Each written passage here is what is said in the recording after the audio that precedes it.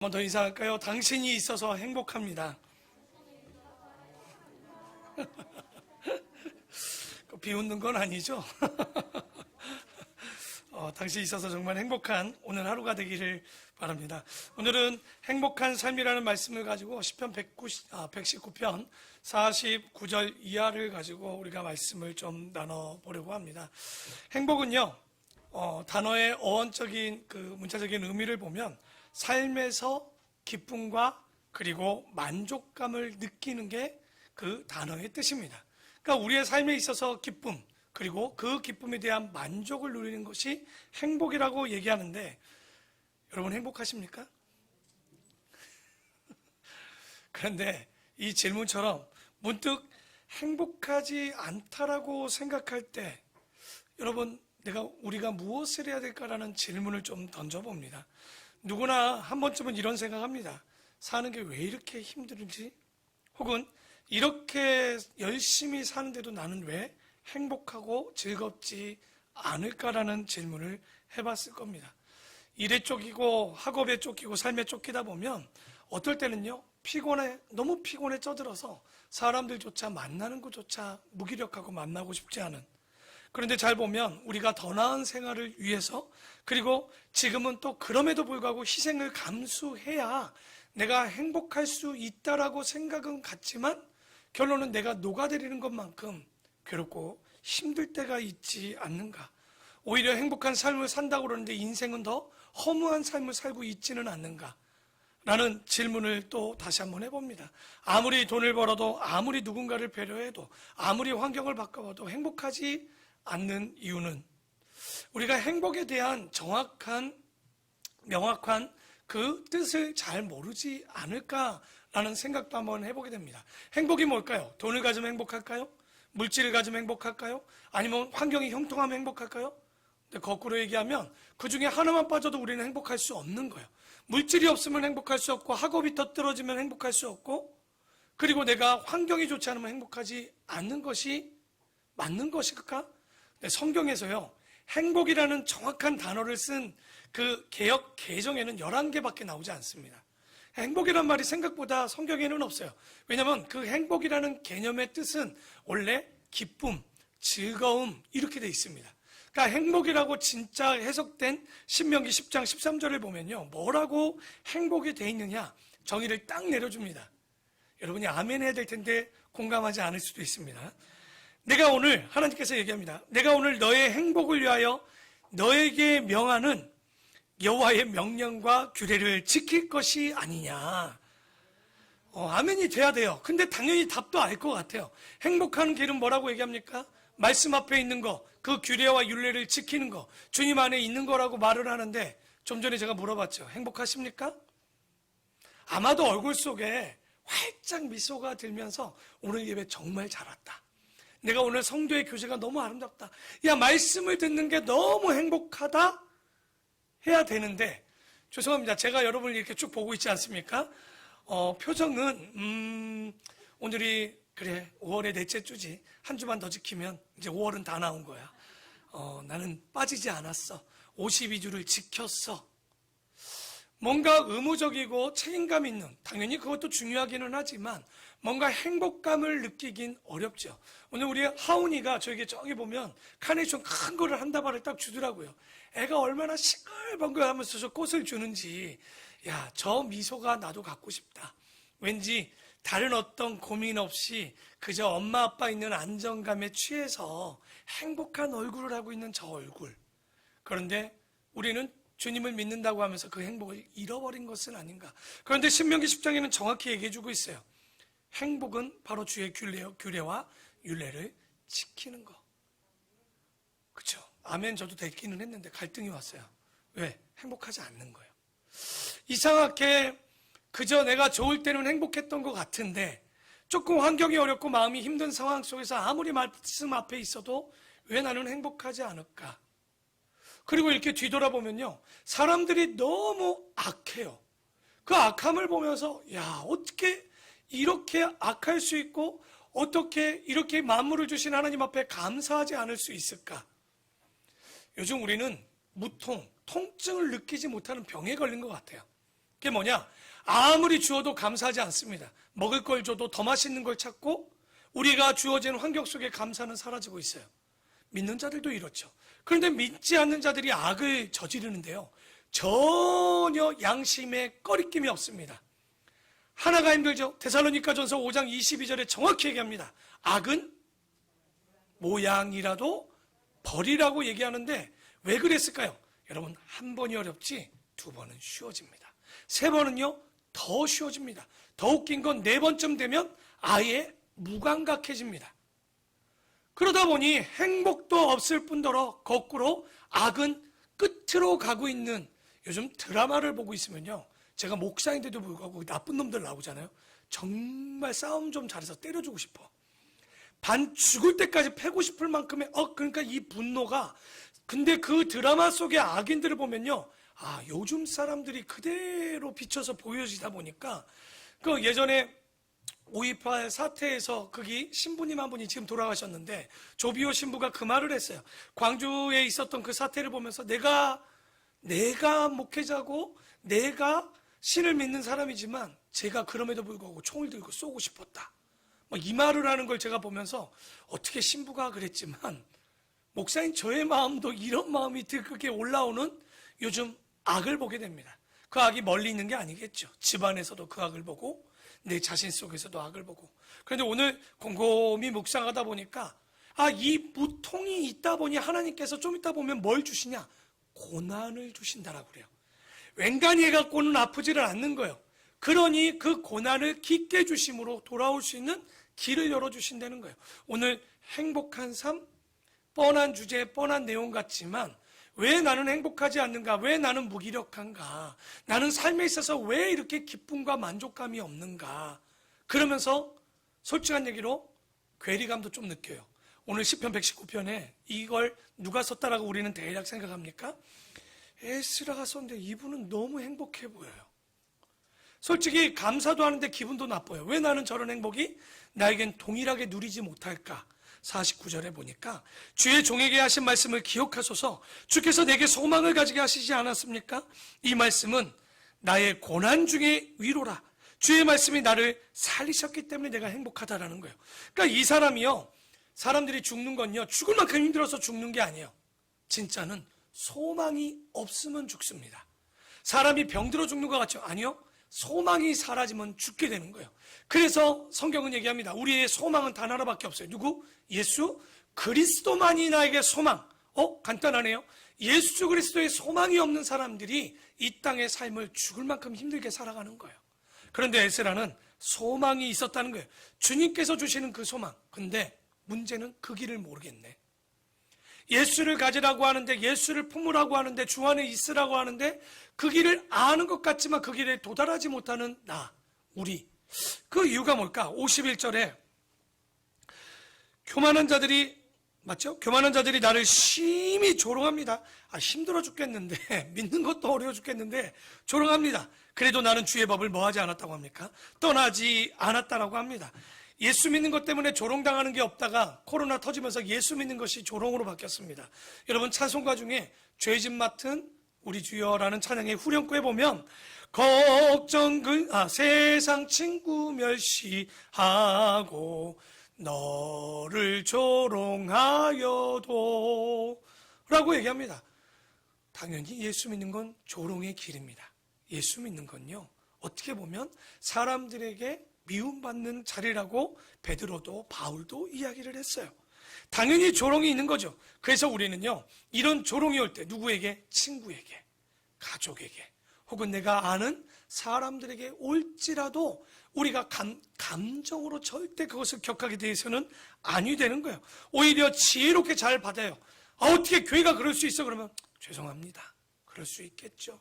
우리가 죄인이기 때문에 병원은 환자들이 있기에 병원이 필요하듯이 교회 다닌다고 다 우리가 건강한 사람이 아니라 오히려 우리는 죄인 환자이기 때문에 그래요. 죄송합니다. 죄송하다는데 그기다 대고 욕할 사람 보셨습니까? 욕하면 자기 입만 더러워지겠죠. 그러니까 지혜롭게 우리가 조롱 속에서도 이길 수 있는 거, 에스라는 소망이 있기 때문에 견딜 수 있었죠. 그래서 여호와여, 주의 옛 규례들을 내가 기억하고 스스로 위로하였나이다.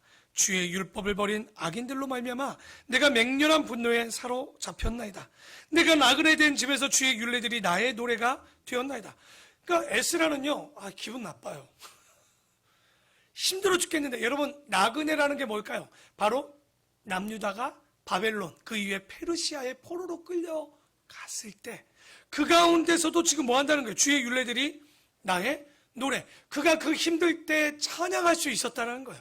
환경이 되어서 찬양하고, 환경이 되어서 감사하고, 환경이 되어서 행복한 게 아니에요. 이분은 그 삶이 좋지 않음에도 지금 그 가운데서도 주님을 찬양했다는 거. 놀랍지 않습니까? 여러분, 기분 좋을 때 웃을 수 있는 거 다 할 수 있어요. 근데 진짜 어려울 때 어떻게 하시겠습니까? 웃을 수 있습니까? 감사할 수 있을까요? 아니면 내 삶에 만족하십니까? 여러분, 이번 한 주간도 뒤돌아보면 만족을 몇 번이나 하셨겠습니까? 그 얘기는 감사를 몇 번이나 했겠습니까? 저놈의 자식 내가 낳은 게 잘못한 거지. 내가 결혼을 안 했어야 돼. 아마 수도 없이 원망불평인데 에스라는 놀랍습니다. 자기가 포로로 나그네가 되었음에도 불구하고 입술에는 뭐가 떠나지 않았냐? 찬양이 떠나지 않았대요. 여호와여, 내가 밤에 주의 이름을 기억하고 주의 법을 지켰나이다. 자, 56절 중요한데 한번 다 같이 한번 읽어볼까요? 시작.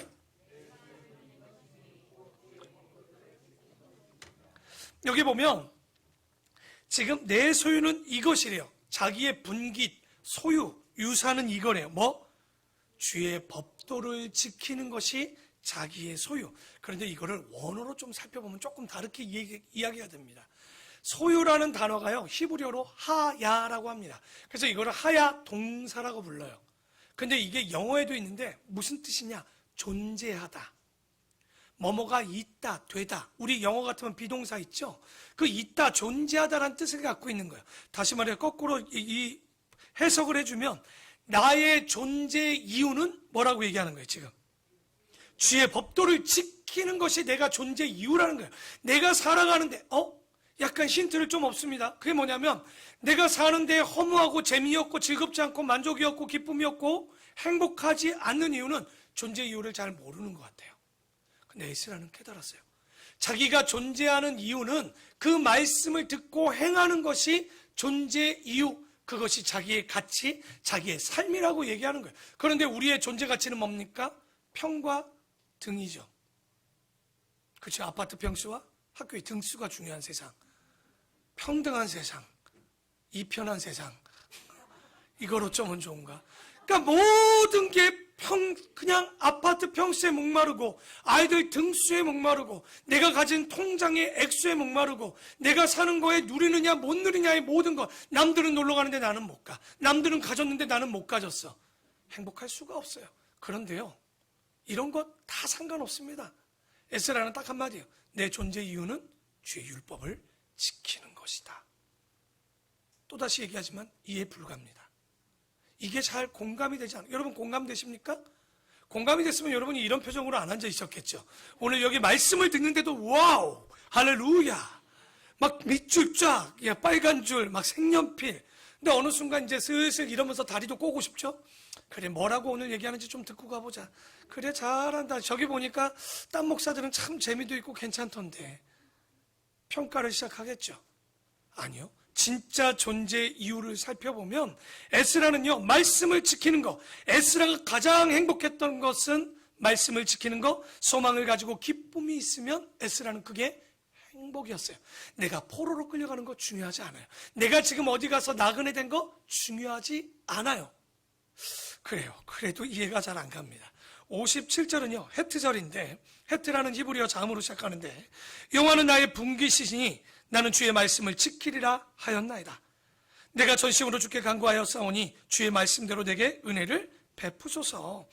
내가 내 행위를 생각하고 주의 증거들을 향하여 내 발길을 돌이켜 싸우며 주의 계명을 지키기에 신속히 하고 지체하지 아니하였나이다. 오호, 이분이요, 계명을 지키는데 뭐 하지 않았다고 딱 나옵니까? 지키기를 신속히 하고 지체하지 않았다. 즉각적인 순종 같죠? 근데 이게 되게 재밌는 게, 내가 좋아해야 즉각적이 됩니다. 내가 좋아하지 않으면요, 즉각적이 되지 않아요. 내가 너무 사고 싶은 게 택배로 오늘 저녁에 도착했어요. 근데 내가 오늘 성경을 읽어야 돼. 근데 여러분, 둘 중에 여러분이 즉각적으로 행할 일은 뭘까요? 다음날, 그래, 택배는 다음날 뜯고 오늘 말씀을 보자? 말씀 보고 뜯으면 되죠. 근데 대부분 선택하라면 택배를 미치도록 오늘 뜯어야 돼. 성경은 내일 읽어도 돼. 택배는 오늘 뜯어야 돼. 왜? 내가 좋아하는 거잖아요. 여러분, 살이 안 빠지는 이유가 있어요. 왜냐하면 살 빼는 것도 알고 밥 먹는 것도 알아요. 근데 나는 살 빼기 전에 어느 게 더 즐거워? 밥 먹는 게 즐거워서 살이 안 빠지는 거예요. 근데 살 빼는 게 즐겁다면 밥 얼마든지 어느 정도 뒤로 밀 수 있을 거예요. 살 못 빼는 저 같은 사람은요, 그 먹는 게 너무 행복하거든. 그러니까 안 되는 거예요. 근데 오늘, 이게 또 말이 돼? 계명들을 지키기에 신속히 하고 지체하지 않았대. 난 그냥 웃음만 나오더라고. 내가 정말 주님의 말씀 앞에 즉각적인 순종, 굉장히 명령 같잖아, 느낌에. 말은 순종이라고 하지만 명령 같음이 들지만 이 S라는 명령이 아니라 너무 행복한 거예요. 나는 이 말씀을 지키고 싶어 죽겠는 거예요. 오늘도 이 말씀대로 살아보고 싶은 거예요. 이 말씀대로 나가서 내가 한번 악한 것들과 싸우고 싶은 거예요. 누가 이기나? 한번 보자는 마음이 진짜 그대로 보이지 않습니까? 그래서 이 계명을 깨달으면 지체하지 않고 지키게 될 수밖에 없는 거. 그러니까 말씀이 여러분 즐거우셔야 되겠죠. 그래서 여기에 절은요, 주의 말씀을 지키라는 거예요. 하나님의 말씀이 그 사람 삶의 전부였다라고 얘기를 합니다. 그래서 악인들의 줄이 내게 두루 얽혔을지라도 나는 주의 법을 잊지 아니하였나이다. 내가 주의 의로운 규례대로 말미암아 밤중에 일어나 주께 감사하리이다. 나는 주를 경외하는 모든 자들과 주의 법도들을 지키는 자들의 친구라. 여호와여, 주의 인도하심이 땅에 충만하였사오니 주의 율례들로 에스라는 다른 걸로 가르쳐달라고 안 합니다. 딱 하나, 뭐로 자기를 가르쳐달라는 거야? 말씀으로 나를, 세상의 어떤 학식이 아니라 말씀만이 나를 가르칠 것임을 알고 있죠. 그래서 여호와여, 주의 말씀대로 주의 종을 선대하셨나이다. 그러니까 이 여기 말할 때 하나님은 약속하신 거예요. 지키면 복 주고 싶으신 거예요. 여러분, 저도요, 제가 이렇게 설교할 때요, 그냥 대놓고 조는 사람하고 그래도 깨겠다고 자기 찌르는 척이라도 하는 사람하고 누가 더 이쁠까? 딱 보면 막 비비면서 뒷자리에 가서 막 서 있어. 근데 웃긴 건 서서도 조는 애들도 있어요. 애들, 청년 애들 보면 뭐 그러느냐 하지만 그래도 여러분 보십시오. 앉아서 그냥 마음 놓고 조는 거하고 나가서 이겨보겠다고 서 있는 거랑 뭐가 이쁘겠습니까? 아마 따라주는 것도 이쁠 거예요. 그러니까 사람이 목회자가 말씀 선포한다고 그 말씀 듣고 그래도 지키려고 하는데도 저도 그렇게 예쁜데 하물며 하나님의 음성을 듣고 그 말씀을 순종하는 그 이야기들을 듣고 하시는데 하나님께서 오늘 65절에 뭐랍니까? 주의 말씀대로 따르는 사람, 그 주의 종들을 뭐 하셨다는 거예요? 선하게 얼마나 기쁘셨겠는가? 너무 이쁜 거예요. 얼마나 주님이 그에게 복을 주고 싶은지. 그래서 내가 주의 계명들을 믿었사오니 좋은 명철과 지식을 내게 가르치소서. 고난당하기 전에는 내가 그렇게 행했는데 이제는 주의 말씀을 지키나이다. 그래서 고난이 여러분 유익입니다. 제가 예전에 설교 한번 했죠. 욥기 때 고난이 주는 유익에 대한 생각을 했지만 아까 서두에 얘기한 이게 약간 통하는 이야기입니다. 우리는 지금 병 걸렸어요. 죄져도 아무렇지도 않아요. 교회 한번 빠지는 거예요? 뭐 빠질 수 있지. 요즘 얼마나 합리적입니까? 바쁘니까 나 볼일 보고 시간 될 때 영상 보면 돼요. 그러면 굳이 시간은 왜 정해놨을까요? 이제 아마 이 시대가 지나면 차후에는 말씀 올리면 시간대에 맞춰서 예배 드리면 될 거예요. 그러면 구약시대도 왜 그 안식일을 해놨고 왜 절기 때에 따라서 그 절기를 지키라고 했을까요? 분명히 이유가 있을 거예요. 억지로라도 당연히 자유롭게 지키면 좋죠. 제가 목사 되어서 제일 행복한 게 뭔지 압니까? 힘들어 죽고 짜증나 죽겠는데도 여기 올라와야 돼. 이게 제일 복이야. 왜냐하면 내가 목사 아니면 벌써 이 자리를 박차고 나갈 일이 10년 동안 몇 번이나 있었을까요? 나 정말 안 올라오고 싶다. 나도 누구처럼 오늘은 쉬고 싶어요라고 말하고 싶어요. 저도 오늘 쉬고 싶어요. 설교 오늘 조금 부탁드리겠습니다 라고 하고 싶은 마음이 1년이면 몇 번씩 올라와. 여기서 여기가 그렇게 먼 거리입니다. 죽을 만큼 힘든 거예요. 그런데도 지킬 수 있는 거, 그게 바로 약속이고 그것이 신뢰일 거예요. 오늘 말씀에도 이 바로 삶 가운데 우리가 지금 버겁지만 이것을 지켜내려고 이 자리를 지켜야 되는 거예요. 고난스럽죠. 그런데 무통이라고 그랬죠. 아무리 죄를 져도 느낌이 없어요. 그런데 그러자 하나님께서 주시는 게 뭡니까? 그들에게 고난을 줘요. 요즘 새벽에 우리가 아모스서를 봅니다. 아모스서를 보면 아모스가 남유다 선지자인데 북쪽에 올라와서 그들에게 이제 이상을 통해서 이제 말씀을 하는데 뭐냐면 너희들 이제 망해. 봐봐. 그러면서 하나님께서 뭐라고 합니까? 비를 내리지 않겠대요. 근데 깨닫질 않아. 곡식을 끊어요. 깨닫지 않아. 전염병이 돌아요. 깨닫지 않아. 그리고 더해서 칼이 들어와서 그들을 끌고 가도 깨닫지 못했다라는 거예요. 그러니까 우리가 이렇게 잘 보면 여러분 고난이 올 때, 우리에게 고통이 올 때 이거 느낄 수 있는 거 은혜인 거예요. 왜 나에게 고난이지라고 얘기하지 마십시오. 고난이 오니 내가 깨닫는 거예요. 왜? 죄악된 세상 속에 너무 무뎌졌어요. 여러분 옛날에는요, 제가 고등부 교사할 때 이런 일이 있었어요. 한 분이 출장을 가야 되는데 토요일 날 비행기를 타야 되는데 안 타셨어요. 왜 안 탔어요? 그러니까 가다가 보면 주일이 비행기에서 지내야 되다 보니까 그럴 수 없대. 자기 내가 그래서 저런 양반이 다 있냐. 요즘 시대도 나이도 저보다 한 5살밖에 안 많은 분인데 주일을 얼마나 지키는지. 그때는 저는 굉장히 자유로운 영혼이어서 충분히 비행기에서도 예배 드려도 된다고 생각했거든. 근데 그분은 그러지 않은데 지금 생각해보니 그분이 신앙을 지키는 건 그 철저함이지 않았을까? 그가 그렇게 지켰기 때문에 지금 지켜나가고 있는 것 아닌가? 요즘 우리는 너무 이런 부분에 굉장히 무뎌진 신앙이 되지 않았는가? 한 번쯤 우스워지지 않았는가? 그래서 우리가 여기도 있지만 고난이 있을 때 정말 감사하셔야 되는 거예요. 여러분 어떤 분이 그런 얘기 하더라고요. 목사님, 고난이 있으니까 제가 이 자리에 있지, 저에게 고난이 없었으면 여기 있었을까요? 그러니까 저는 고난이 없었으면 좋겠네요 라고 그랬더니 사업이 잘 됐다면 자기가 하나님을 찾았을까요? 아프지 않았다면 제가 하나님을 찾았을까요? 바로 이 무감각하고 무통이 있는 이 시대에 정말 하나님께서 이 고난을 주시면 유익은 뭐냐면 내가 깨닫게 해주는 거예요. 내가 하나님의 자녀인 거 혼쭐 나고서야 그래도 믿게 되는 거죠. 68절에 주는 선하사 선을 행하시오니 주의 율례들로 나를 가르치소서. 교만한 자들이 거짓을 지어 나를 치려하여 싸우나 나는 전심으로 주의 법도들을 지키리다. 그들의 마음은 살이 쪄서 기름덩이 같으나 미련하다는 얘기입니다. 나는 주의 법을 그래도 뭐 했다는 거예요.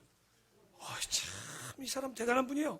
그러니까 여기 보면 이 마음의 살이 너무 찌면요 비계덩어리가 되죠. 그게 뭡니까? 미련함이고 바로 배가 부르면 하나님을 찾지 않는 교만함으로 가게 되어 있습니다.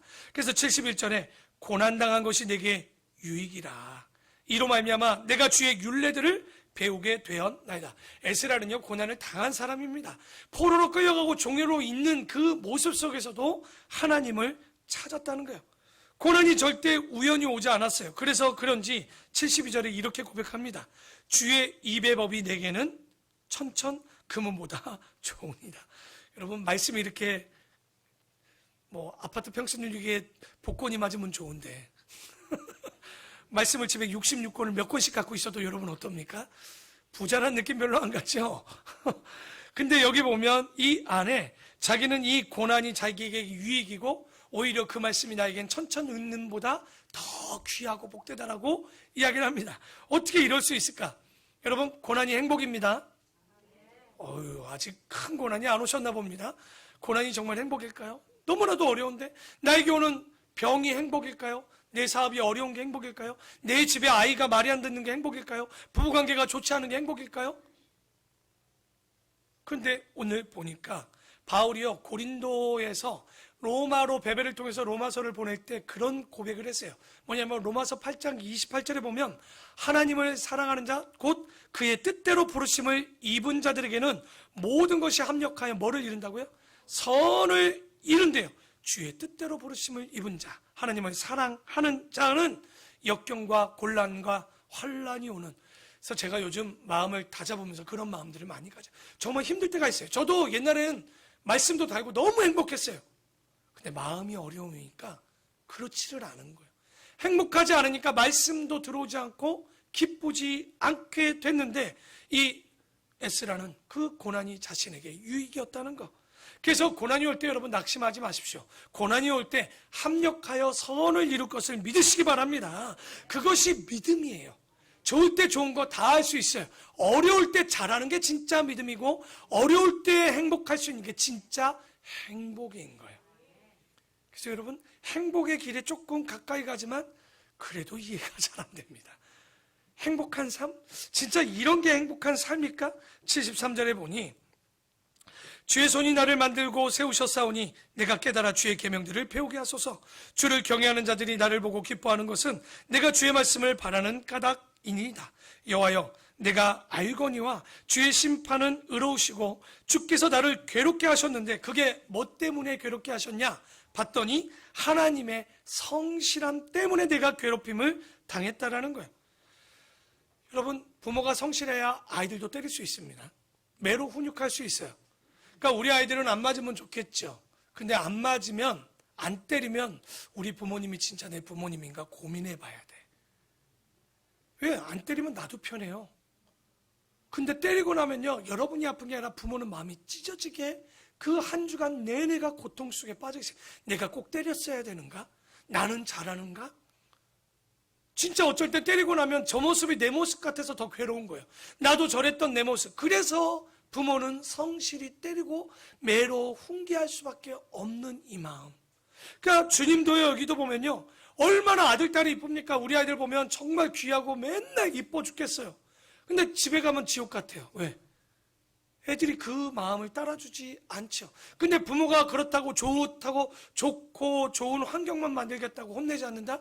그래서 만든 게 누구예요? 여러분, 엘리 제사장의 홈리와 비느하스를 보면 그 아비가 혼내지 않았어요. 그러니 이스라엘의 최고의 수치인 법궤를 빼앗기는 일을 홈리와 비느하스가 하게 되는 거예요.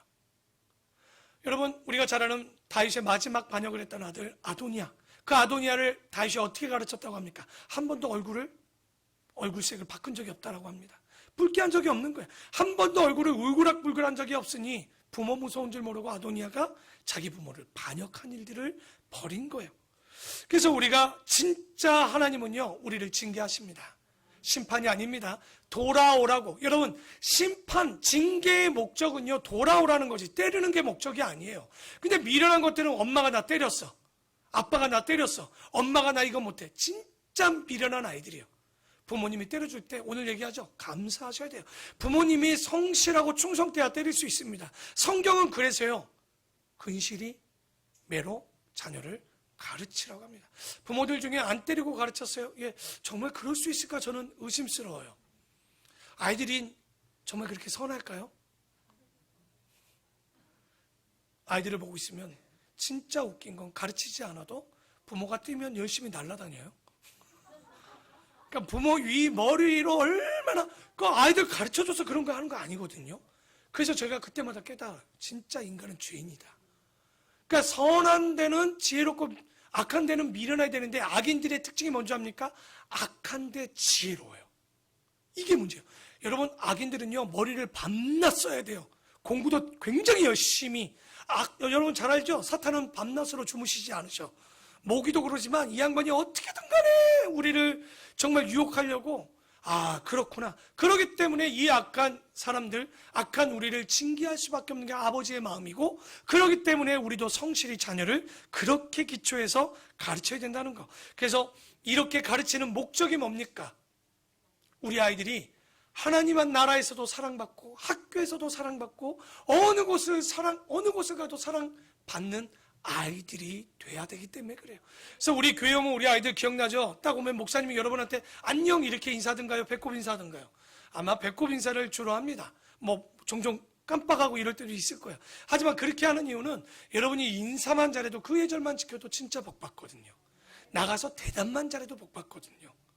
근데 대답하고 안 하면 욕먹고. 근데 남자애들이 대부분 대답은 잘하는데 행동을 안 하죠. 그래서 욕을 많이 먹는 거야, 아이들이. 근데 남자들의 특성이긴 하지만 그거는 세상 사람들의 특성이고 우리는 대답 플러스 행동이 순정되어질 때, 그래서 이런 것들이 우리가 복을 받는 자녀들이고 주님도 그러기 때문에 그 자녀들을 75절에 성실하기 때문에 징계하셨다는 거예요. 구하오니 주의 종에게 하신 말씀대로 주의 인자하심이 나의 위안이 되게 하시며 주의 긍휼이 여기심이 내게 임하사 내가 살게 하소서. 주의 법은 나의 즐거움이니이다. 교만한 자들이 거짓으로 나를 엎드렸으며 그들이 수치를 당하게 하소서. 나는 주의 법도들을 작은 소리로 읊조리리이다. 주를 경외하는 자들이 내게 돌아오게 하소서. 그리하시면 그들이 주의 증거들을 알리이다. 내 마음으로 주의 율례들에게 완전하게 하사 내가 수치를 당하지 아니하게 하소서. 나의 영혼이 주의 구원을 사모하기에 피곤하거나 기진했다는 거예요. 지쳤다는 거예요. 그 구원을 사모하고 따라가는 데는 사람들이 나에게 비판도 하고 손가락질하니 지키기가 힘든 거죠. 하지만 나는 주의 말씀을 그럼에도 불구하고 바라나이다. 나의 말이 주께서 언제 나를 안위하실까? 그러니까 에스라도 묻는 거죠. 내가 언제까지, 주님께서 언제 나를 위로해 주실까? 하면서 내 눈이 주의 말씀을 바라기에 피곤하니다. 지금 너무 힘든 거죠. 어떻게 힘드냐? 예를 들어 내가 연기 속의 가죽부대, 여러분 연기 속의 가죽부대를 놓으면 어떻게 되냐? 그 열기에 쭈글쭈글해지는 거예요. 인생이 이렇게 쭈글쭈글 내가 될 정도로 되었으나 그래도 에스라 뭐라고 합니까? 주의 율례를 잊지 아니했다는 거예요. 고통의 상처를 가지고 살아도 내가 주의 은혜를 잊지 않았기에 주의 종의 날이 얼마나 되겠습니까? 나를 핍박하는 자들을 주께서 언제나 심판하시리까? 주의 법을 따르지 아니하는 교만한 자들. 여러분, 교만은 다른 게 아닙니다. 뭐가 교만입니까? 하나님의 말씀을 따르지 않는 것이 교만이에요. 그 말씀을 잊는 게 교만이에요. 그래서 우리는 항상 주님의 뜻을 따라야 되는데 나를 해하려고 웅덩이를 그들이 팠나이다. 주의 모든 계명들은 신실하니이다. 그들이 이유 없이 나를 핍박하오니 나를 도우소서. 그들이 나를 세상에서 거의 멸하였으나 나는 주의 법도들을 버리지 아니하였사오니 주의 인자하심을 따라 나를 살아나게 하소서. 그리하시면 주의 입의 교훈들을 내가 지키리이다. 여호와여, 주의 말씀은 영원히 하늘에 굳게 섰사오며 주의 성실하심은 대대히 일어나이다. 주께서 땅을 세우셨으므로 땅이 항상 있사오니 천지가 주의 규례대로 오늘까지 있음은, 그러니까 세상을 봤더니 왜 천지가 그대로 있을까요? 그 법도를 따르고 있기 때문에 그런 거예요. 그러니까 세상 만물은 그 법도를 따르는데 주의 법이 나의 즐거움이 되지 아니하였다면 내가 내 고난 중에 멸망하였으리라. 내가 주의 법도들을 영원히 잊지 아니하오니 주께서 이것들 때문에 나를 살게 하심이니이다. 나는 주의 것이오니 나를 구원하소서. 내가 주의 법도들만을 찾았나이다. 악인들이 나를 멸하려고 엿보오나 나는 주의 증거들만을 생각하겠나이다. 내가 보니 모든 완전한 것이 다 끝이 있어도 주의 계명들은 심히 어떻다고요? 넓다라는 거죠. 그러니까 여기 92절도 보면요, 먼저 보면 주의 법이 나의 뭐가 되었다는 거예요. 즐거움이 되지 않았다면 내가 견딜 수 있냐는 얘기예요. 여러분, 그 즐거움을 아까 뭐라고 했습니까? 행복입니다. 에스라는 그 율법, 고난 가운데 율법을 지키는 것이 기쁨이고 행복인 거예요. 그러니까 여러분, 답을 찾았어요. 조금은 찾아갑니다. 뭐냐면 내가 행복하지 않는 이유는 여기서 에스라와 우리의 차이점이 있어요. 뭐냐? 우리의 행복은 집도 잘 되고 자녀도 잘 믿고 남편도 부인도 잘 신앙생활하고 형통할 때 행복이지만 에스라는 고난이 있어도 나그네도 끌려가고 내 삶이 형통하지 않아도 주의 율법으로 뭐 했다는 거예요? 기쁘고 행복했다는 거예요. 그 말씀을 지키는 것이. 그래서 이 마지막 96절에 보면 그래서 내가 모든 완전한 것이 다 끝이 있는 줄 알았지만 주의 계명들은 심히 넓다라는 거예요. 인생의 눈으로 보면 삶이 이게 끝인 것 같지만 아까 로마서 8장 28절처럼 합력하여 선을 이룸, 하나님의 그 넓고 크심을 깨닫게 되고 노래했다는 거.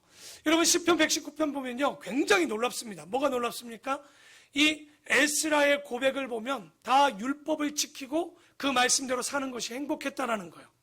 진짜 우리 요즘 찬양 중에 뭡니까? 행복이라네. 그 찬양의 가사도요 보면 주님 안에 있을 때, 주 말씀대로 지킬 때 그가 행복했다라고 고백합니다. 오늘 시편 119편은요 에스라의 자기 신앙 고백서입니다. 숙제를 내드릴 거예요. 검사를 해오면 좀 할까?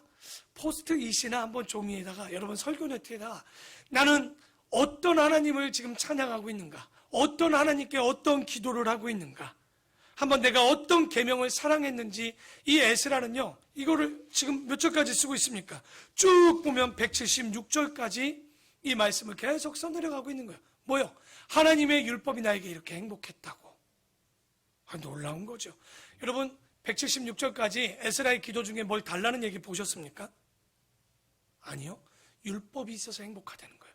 율법이 있어서 즐겁다는 거예요. 고난이 있어도 나에게 유익이라는 거예요. 왜? 율법이 내 안에 있기 때문에 라고 계속 얘기하는 거죠. 그래서 여러분 내가 믿는 하나님이 어떤 하나님인지 한번 기록해 보십시오. 여러분도 시편 176편까지 쓸 수 있겠습니까? 그렇죠.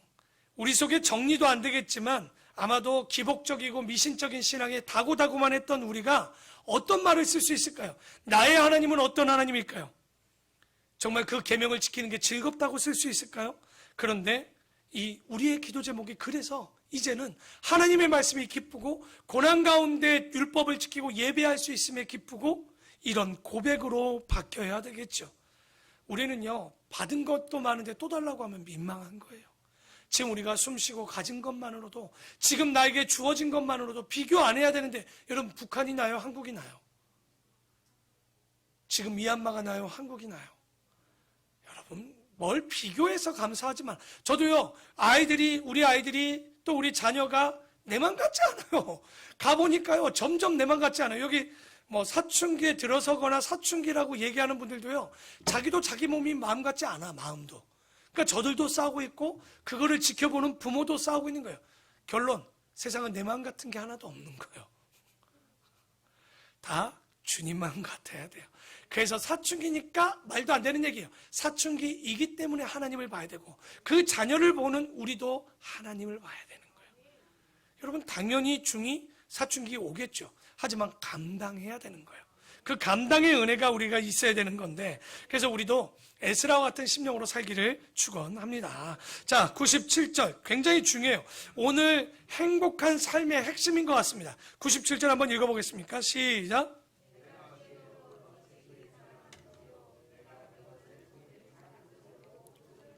그렇죠? 여러분 혹시 하나님의 말씀을 종일 묵상하는 분이 있습니까?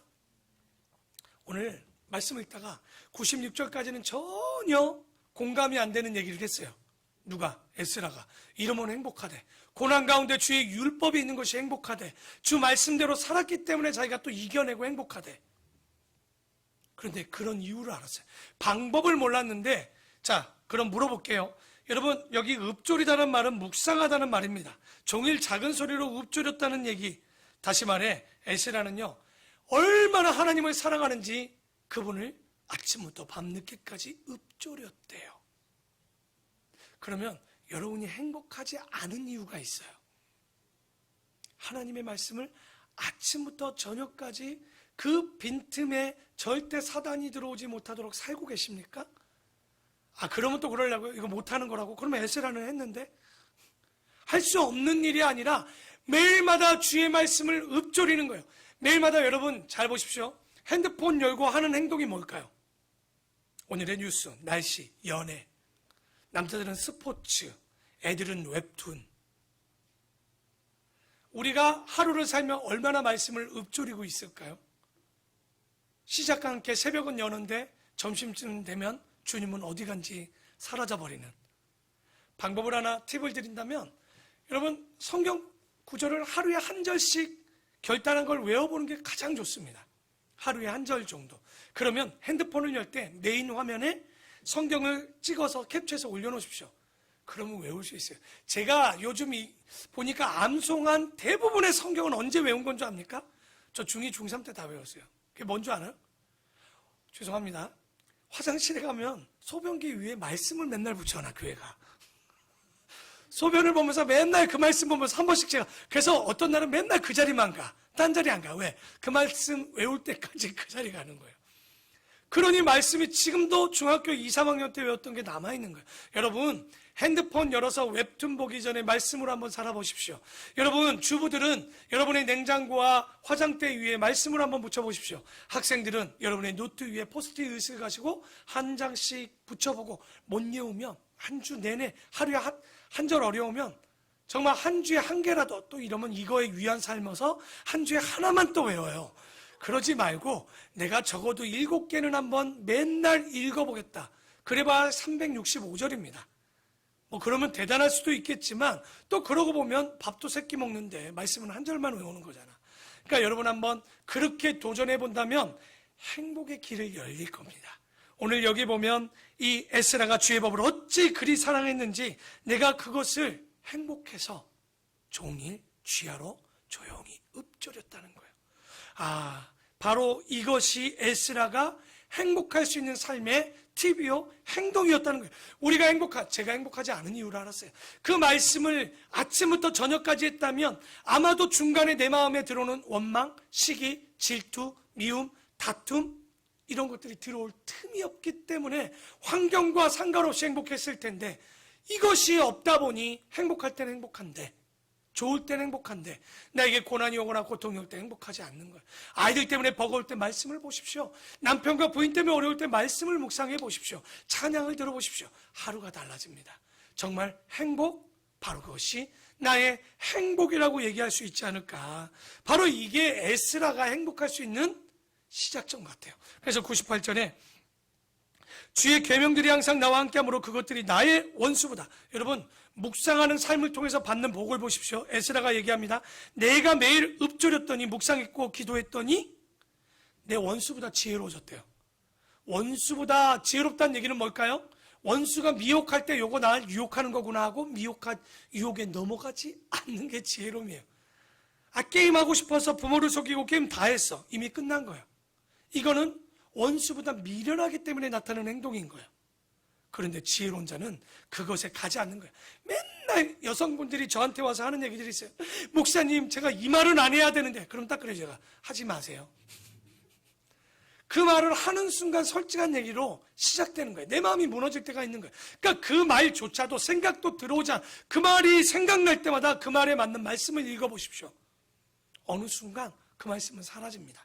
그 생각과 나의 것들은 사라지고 말씀만 남아있겠죠. 그래서 원수보다 지혜롭게 되는 건 심히 그 말씀 가운데 내가 조용한 소리로 읊조리고 기도하고 묵상했기 때문에 가능했고, 두 번째, 내가 주의 증거들을 늘 읊조림으로 나의 명철함이 나의 모든 누구보다 뛰어나지는 거예요. 여러분, 스승의 은혜, 꽃다발 주는 게 은혜가 아니에요. 이게 일반적으로는 별로 없는데 바둑을 두는 사람들은요, 그 스승의 은혜를 갚는 것이 뭐냐? 바둑으로 그 스승을 이기는 것이 가장 큰 은혜라고 얘기합니다. 그래서 우리도 사자성어에 뭐라고 그래요? 청출, 어람이 좋은 말이에요. 근데 교회 오면 제가 어떻게 목사님보다 더 겸손한 척하지 마세요. 목사님보다 더 알아야 돼요. 근데 제가 대화 설교를 막 또 두 번째 했더니 목사님 새롭게 듣는 것 같아요. 이게 은혜일까요? 아니요, 저거 언제 들어봤어요? 라고 해야 되는 게 맞아요. 그리고 여러분, 새롭게 듣는 건, 새롭게 깨닫는 건 괜찮지만 처음 듣는 것처럼 제발 표정하지 말라고. 그건 은혜가 아니에요. 목사들 중엔 그러니까 똑같은 설교하죠 그러지만 그거 은혜 아니에요. 오히려 그래야 목사도 또 공부합니다. 야, 내가 더 많이 묵상해야 되겠구나, 더 많이 깨달아야 되겠구나라고 고백을 하게 되겠죠. 그래서 여기도 보면 바로 그 스승들보다 더 나아질 것이고, 100절에 주의 법도들은 지킴으로 나의 명철함이 누구보다 또 나아진다는 거예요. 노인보다. 대단하지 않습니까? 그래서 에스라가 과장이나 허풍을 얘기한 게 아니에요. 지금 이거는 진짜 원수보다 지혜롭고 스승보다 지혜로워질 것이고 노인들보다 더 그 지혜보다 더 뛰어나진다는 거. 그래서 다른 어떤 것으로 지혜로워지려고 하지 마십시오. 하나님의 말씀을 제대로 공부하면요, 원수보다 스승보다, 그리고 자녀들은 누구보다 더 총명하고 뛰어나야 될까요? 부모보다. 그런 욕심을 좀 가지고 사셔야 되겠죠. 그리고 101절에 내가 주의 말씀을 지키려고 발을 금하여 모든 악한 길로 가지 아니하여 싸우며 주께서 나를 가르쳐 주셨으므로 내가 주의 규례들에서 떠나지 아니하였나이다. 말도 안 되는 얘기지만 103절 한번 읽어볼까요? 시작.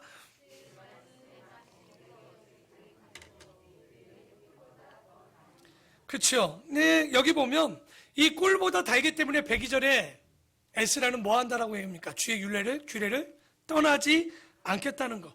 에스라가 신비 체험하고 홍해가 갈라져서 그렇게 믿은 게 아니에요. 이분은 에스라가, 여러분 보십시오. 457년에 2차 포로기환 때 돌아갔단 말이에요. 주전.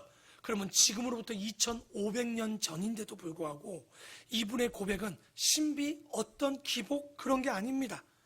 그저 그때 봤더니 자기가 살아가는 길, 그 법도 오늘날도 동일합니다. 뭐밖에 없다는 거예요. 성경만큼 완벽한 법이 없는 거예요. 자꾸만 성경 밖에서 답을 찾으려고 하지 마십시오. 하나님의 진리인 성경 안에 그 해답은 다 들어 있습니다. 이 다변에 대한 세상 속에서도요, 우리가 성경만 제대로 보면요, 알 수 있어요. 그런데 요즘 분들 보면 궁금하니까 유튜브에서 어떤 강사들을 찾아 나갑니다. 근데 그분들의 특징이 뭡니까? 재미있게 하고 신비롭게 하려고 그래요. 성경을 떠난 얘기를 자꾸만 합니다. 성경에 있는 내용이 아니라 성경을 자기 마음대로 곡해하고 자기 생각대로 자기 가치대로 해석을 해버려요. 그거 검증되지 않는 거 죄송한데 저는 안 보는 게 좋다고 봐요. 오히려 기독교 서적 가서 성경에 관련된 책 한 권 보는 게 낫지, 그 책 보기 싫으니까 틀어놓고 자꾸만 유튜브 들어보면 와, 지옥이 어디 있지? 지옥의 소리가 들린대. 지옥의 유치가 어디 있대. 지옥이 지구 중심 끝에 있다라는 얘기도 해요. 그래서 땅 파면 지옥의 소리도 들린대요. 그러겠습니까? 그러니까 그런 거 보지 마시고 성경에 다 모든 게 있죠. 그걸 깨달을 때 103절에 뭐라고 하는 거예요? 꿀이라도 입에만 달지만 하나님의 말씀은 어디에 다는 거예요? 우리 마음에 달게 드리는 거예요. 이런 복이 여러분이 있기 원합니다. 아, 목사님 오늘 설교가 너무 짧았어. 이런 얘기 듣고 싶어요. 너무 달콤해서 밑줄 치기도 바빠요. 목사님 쓰기도 바빠요. 몇 분들은 그렇게 얘기합니다. 그런데 들리지 않는 사람은요, 죽을 만큼 맛이 없죠. 얼마나 괴로울까. 밥맛이 없는 거죠. 그래서 104절에 보면 주의 법도들로 말미암아 내가 명철하게 되었으므로 모든 거짓 행위를 미워하나이다. 자, 105절도 우리가 중요한 말씀이죠. 한번 읽어볼까요? 시작. 그렇죠. 우리가 시편하면 이 말씀은 어디서 많이 보고 기록되고 암송했던 것을 봤는데, 주님의 말씀이 내 발의 등불이라는 얘기는 뭘까요? 어두운 길을 갈 때 등불이 있으면 실족하지 않아요. 등불이 없으면 실족하기가 쉬워요. 곧 주의 말씀은 나를 실족하지 않도록 인도해 주신다는 거예요. 그러니까 말씀이 없으면 다시 얘기해서 실족할 수밖에 없는 거예요. 그래서 아까 97절에 그 조용한 소리로 에스라는 주야로 읊조렸다는 이야기가 그랬기 때문에 그것이 등불이 되니 마음을 빼앗기지 않고 마음을 빼앗기지 않으니 다 행복한 거예요. 말 안 들은 자식을 봐도 행복해요. 왜? 그래도 그 자식이 있어서 행복을 누릴 수 있고 그래서 나를 볼 수 있으니 행복한 거예요. 우리 성도가 부부관계가 삶을 보면요, 괴로워하지 마십시오. 어차피 다 우리가 건너야 될 다리고 길이에요. 그러면 오히려 마음을 뺏길 것이 아니라 어떻게 이기고 감당할까? 여러분의 의지가 아니라 주의 말씀이 실족치 않는 우리의 등과 빛이 되어야 될 것이고, 주의 의로운 규례들을 지키기로 맹세하고 굳게 정하였나이다. 나의 고난이 매우 심하오니 여호와여 주의 말씀대로 나를 살아나게 하소서. 여호와여 구하오니 내 입이 드리는 자원제물을 받으시고, 자원제물은 뭘까요? 찬송입니다. 찬송을 받으시고 주의 공의를 내게 가르치소서. 나의 생명이 항상 위기에 있사오나 나는 주의 법을 잊지 아니하나이다. 악인들이 나를 해하려고 올무를 놓았사오나 나는 주의 법도들에게서 떠나지 아니하였나이다. 주의 증거들로 내가 영원히 나의 기업을 삼았사오니 이는 내 마음에 뭐가 되었다고요? 그러니까 지금 에스라가 여기까지 보니까 성경을 배우고 따르고 연구해 봤더니 진리가 이렇게 달 수 없고 진리가 얼마나 이렇게 즐거운지 억지로 믿지 않은 거예요. 여러분 너무 행복한 거죠. 여러분 좋은 거 할 때 시간 가는 줄 모른다고 그러죠. 여러분이 예배를 드리는데 시간 가는 줄 안다? 이건 문제가 시작된 거예요. 내가 예배 드리러 오는 게 괴롭다? 시작된 거예요. 내가 목장을 가야 되는데 목장 예배를 가기 싫다? 시작된 거예요. 여러분 그거를 그냥 목자가 못 인도하니까 그냥 우리 목원들이 마음이 안 드니까 그건 다 핑계입니다. 그것 환자들이 모인 곳에 말씀으로 살라고 목장이 있는 거고 그런 자들이 모인 곳이 예배하는 곳이에요. 그런데 이것이 즐겁지 않다? 시작된 거예요. 누가 들어오기 시작한 겁니까? 우리 마음에 악한 것들이 예배하지 못하게 하죠. 기도하지 못하게 하죠. 우리가 모여서 함께 이런 목장과 이런 것들을 하지 못하도록 한다는 거예요. 즐거워야 되는 거예요. 다음 주부터 여러분 들어올 때 웃고 들어오셔야 돼요. 아, 목장이야. 할렐루야. 오늘 목장이 정말 있어요? 오늘 기도 모임이 있어요? 야, 오늘 또 예배야? 할렐루야. 야, 너무 감사하다. 또 예배가 있으면 좋겠다. 여러분 기대감 이 정도는 있어야 되잖아요. 정말 왜냐면 그런데 어차피 들어오면서 정말 지옥 가듯이 들어오면 어떡합니까? 정말 못 갈 곳을 가듯이 가면 뭐합니까? 여러분 들어오실 거라면 이 자리가 가장 행복하고 또 오고 싶은 자리로 만드는 것이 여러분이 되어진다면 진리가 내 영혼에 달고 에스라 보십시오. 뭐라고 합니까? 이게 나의 즐거움. 서두 얘기했죠? 행복은 바로 이 즐거움입니다. 행복은 그 가운데 만족, 다른 말로 기쁨을 얘기하는 거예요. 감사와 기쁨이 있을 때, 저 왼수 같은 우리 아들이 있어서 너무 감사하다. 내가 제가 없으면 자식이 있는 거 깨닫지도 못할 텐데 너무 행복해. 속은 울겠지만 웃어야 돼요. 웃으면서 너무 행복하다. 그래. 근데 언젠간 우리 아이들이, 언젠간 내 남편이, 언젠간 내 부인이 합력해서 선을 이루는 날, 나를 만들어 줄 거예요. 목장 가운데 목원들이 나를 만들어 줄 거예요. 그게 바로 감사로 나타나야 되죠. 근데 억지로 하면 누가 되냐? 바리새인입니다. 억지로 11조하고 억지로 예배하고 억지로 절기를 지키는 거. 아모스에서도 그 얘기하죠. 11조 갖고 오지 마. 너희들 성회로 모이지 마. 예배하지 마. 절기 제물 갖고 오지 마. 왜? 그래봐야 너희들 공의롭고 정의롭지도 않는 거 다 필요 없다. 나는 진짜 말씀 앞에 순종, 공의가 물같이 마르지 않는 샘물같이 흐르는 것을 원하는 거지. 내가 이렇게 억지로 드리는 거. 그래서 시편에 뭐라고 얘기합니까? 복 있는 사람은 여호와의 율법을 즐거워하며 주야로 묵상하는 자라라고 얘기하는 거죠. 여러분 진짜 밥을 맛있게 먹는 사람은 어떻게 해요? 뭘 먹어도 맛있어. 몸이 아픈 사람은 밥을 어떻게 먹습니까? 끼적끼적 젓가락을 찔렀다 뺐다 넣었다. 왜 그럴까요? 병들어서 그런 거예요. 병든 자들의 특징 얘기했죠? 예배하지 않습니다. 병든 자들의 특징은 예배를 기뻐하지 않습니다. 말씀을 기뻐하지 않아요. 그러니 더 감사한 건 나에게 나타나는 징후가 보이잖아요. 오늘 이 말씀은 에스라를 통해서 우리의 징후와 우리의 점검의 상태를 한번 보셔야 되는 거예요. 내가 하나님 앞에 예배하는 것, 그렇구나. 말씀이 없어서 행복하지 않구나. 내가 주님의 말씀을 아침부터 저녁까지 기억하지 않으니까 행복함에도 불구하고 행복함을 느끼지 못하는 무통 환자가 된 것은 아닐까. 여러분 율법이 달게 들려야 맛이 나야 될 줄 믿습니다. 여러분 지금 에스라는요 복음을 듣지도 않았어요. 예수 그리스도를 알지도 못해요. 근데 이렇게 다는데, 그러니 바울이 얼마나 그 복음이 달게 느껴졌을까요? 그러니 그가 고난 가운데 그 고난을 당해도 행복했던 거예요. 우린 여기서 진리를 얻으셔야 돼요. 왜 나는 행복한 삶이 되지 않을까? 집은 넓은데 아이도 행복 잘 자라는 것 같은데 왜 나는 무기력감이 오고 감사가 없을까? 간단합니다. 말씀 앞에 서 있지 않는 거예요. 말씀이 아침부터 저녁까지 있지 않은 거예요.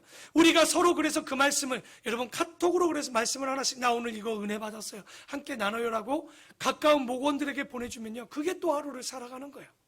우리가 그런 말씀을 나눌 수 있는. 그래서 마지막 112절, 내가 주의 율례들을 영원히 행하려고 내 마음을 기울였다는 게 뭘까요? 이렇게 살려고 내 몸을 주님께 기울였다는 거예요. 내 마음을 그에게 기울였다는 거예요. 다른 말로 애를 썼다는 얘기예요. 여러분 에스라처럼 말씀이 이렇게 달면 내가 무슨 걱정을 하겠어? 여러분 그렇게 답니까? 아니요. 쓰기도 하고 맛도 없기도 하고 재미도 없거든요. 그런데 이렇게 달기까지 애를 써야 되는 거예요. 기울여야 되는 거예요. 좋을 때 하는 거 말고 힘들 때 진짜 말씀이 달고 어려울 때 진짜 이 말씀이 나에게 행복이 되어야 되는 거. 말씀을 정리합니다.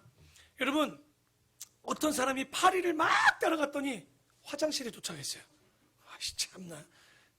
그래서 벌을 쫓아가 봤더니 어디에 도착했을까요? 꽃밭에 자기가 가 있는 거예요. 오늘 우리도 누구와 함께 하느냐, 어디에 있느냐가 굉장히 중요합니다. 당연히 악한 자들과 함께하면 어떻게 되겠습니까? 게으른 자들과 함께 있으면 사람은 게을러질 수밖에 없습니다. 악한 자와 함께하면요 악해지는 거예요. 그럴 수밖에 없는 게 세상의 이치고 성경의 이치인 거예요.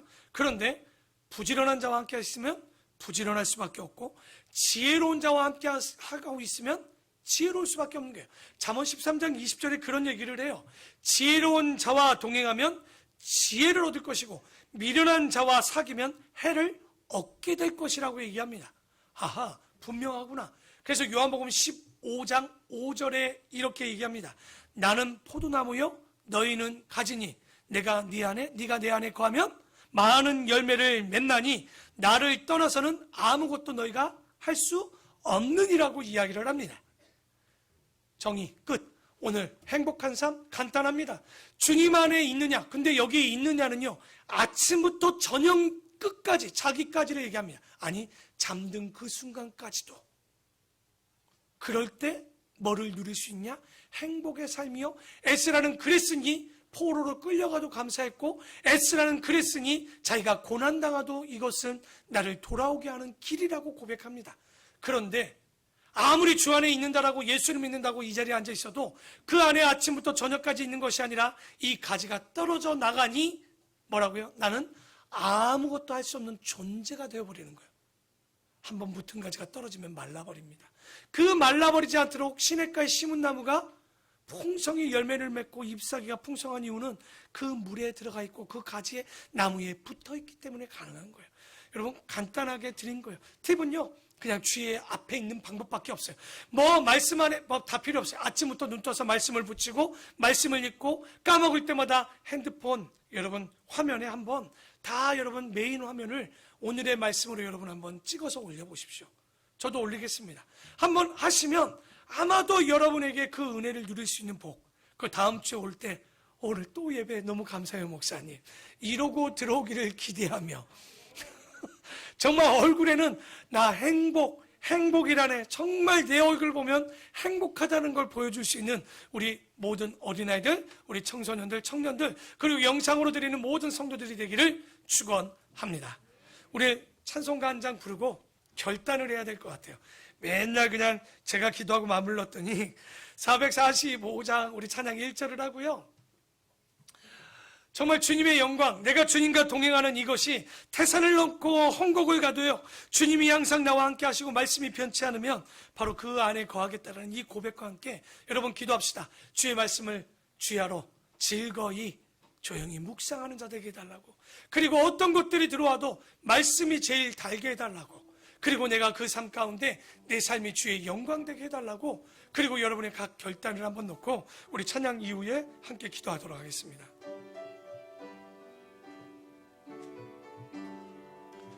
태산을 넘어 홍곡에 가도 빛 가운데로 걸어가면 주께서 항상 지키시기로 약속한 말씀. 3절 한번 할까요? 광명한 급이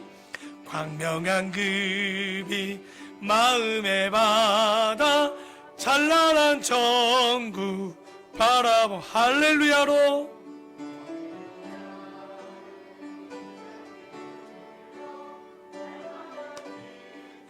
하늘의 영광,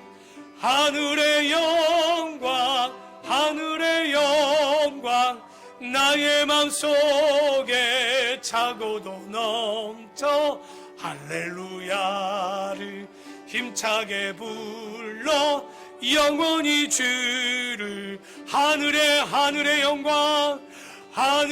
영광, 나의 맘속에 차고도 넘쳐 할렐루야를 힘차게 불러 영원히 주. 우리 마지막으로 한번 더 고백합시다. 하늘의 영광,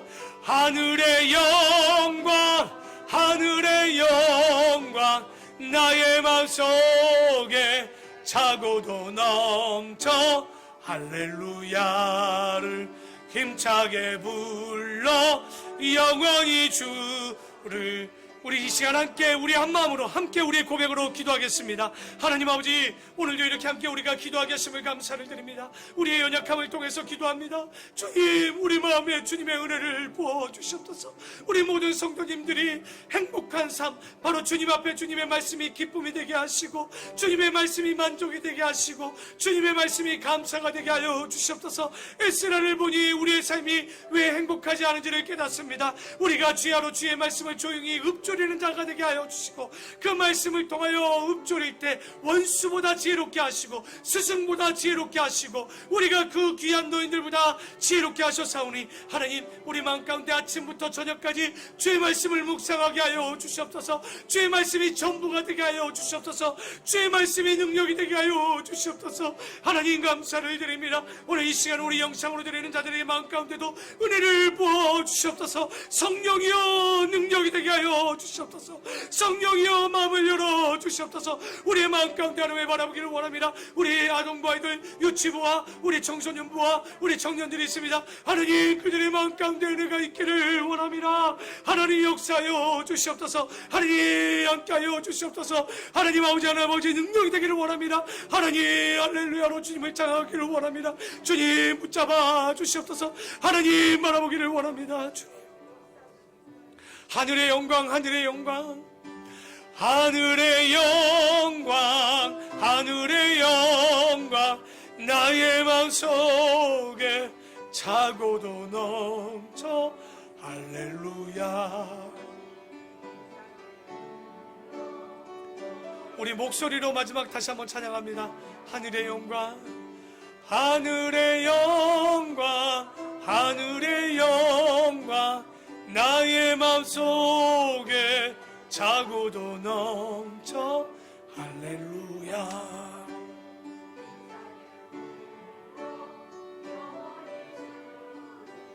찬양하리. 아버지 하나님, 우리가 고백했습니다. 오늘의 이 고백이 주님 앞에 우리의 고백이 되게 하여 주시옵시고, 주의 말씀을 조용히 읊조린다는 에스라의 고백처럼 아침부터 밤늦게까지 눈 떠 있는 그 모든 순간마다 주님을 찬양하게 하시고, 주님 앞에 예배하게 하시고, 주님을 묵상하고 기도하게 하여 주시옵소서. 이 한 주간 이 삶을 통해서 진짜 행복한 자는 나였다라고 고백하는 우리의 삶이 되기를 소망하며 예수님의 이름으로 기도드립니다. 아멘.